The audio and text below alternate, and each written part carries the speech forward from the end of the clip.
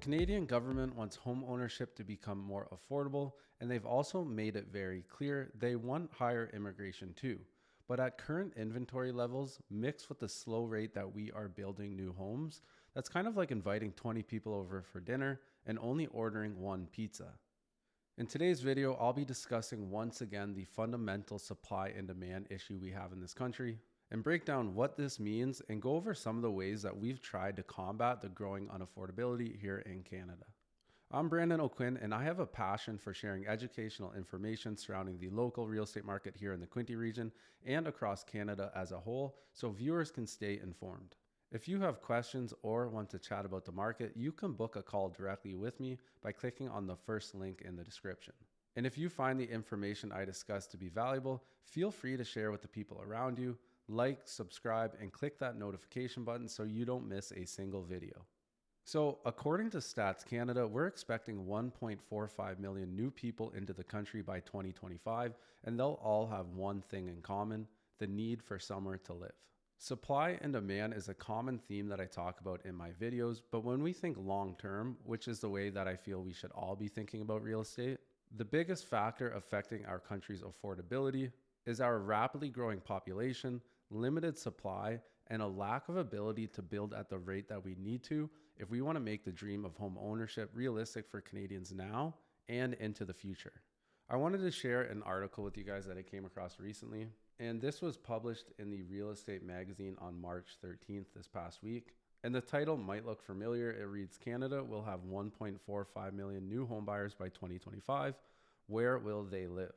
New research from Statistics Canada points to a painful but unavoidable truth. Canada wants lower home prices and higher immigration, but we can't have both, at least not without significant changes. And this isn't something new. The past 20 years of history have taught us that Canada has all the preconditions it needs for property prices to soar out of reach of the typical buyer, even without a single foreign buyer or new permanent resident. And if we look what happened to prices over the pandemic, they went up the highest out of any time in Canadian history, even though immigration, population growth, and foreign buying plummeted.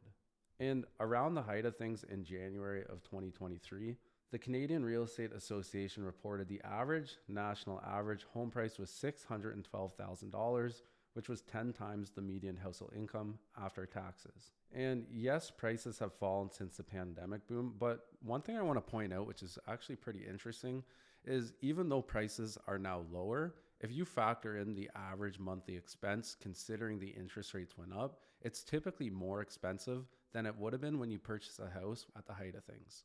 And all levels of government must take drastic action to create new housing on a large scale. I think this is something that we can all agree with, and the Canadian government has taken action, but they seem to be more focused on curbing demand rather than increasing supply. The government has curbed demand by implementing rent control, increasing interest rates, and also a foreign homebuyer ban. But I've heard arguments being made recently that the foreign homebuyer ban may actually have a reverse effect from what it was intended to. This is something that I'm going to dive deeper into in another video. One promising thing in terms of increasing supply that at least the Ontario government has implemented recently was Bill 23 this past November, which is the More Homes Built Faster Act, which sets out an objective of building 1.5 million homes over the next 10 years. This is a good first step in the right direction, and in theory it sounds pretty good, but like any new government initiative, we'll have to wait and see how it plays out. And I'm not going to pretend to have all the answers of how we can go about increasing supply, but one thing is for sure, Canada is one of the most unaffordable countries in the world, and I don't see that changing anytime soon.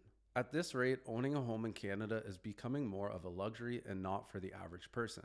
And if we don't come up with new creative ways of building more homes faster, affording a home if you don't have equity to reposition or help from family is only going to get further and further out of reach.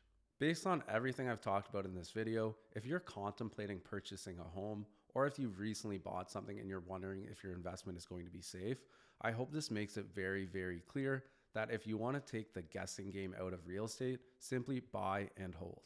Thank you for watching and have an awesome day.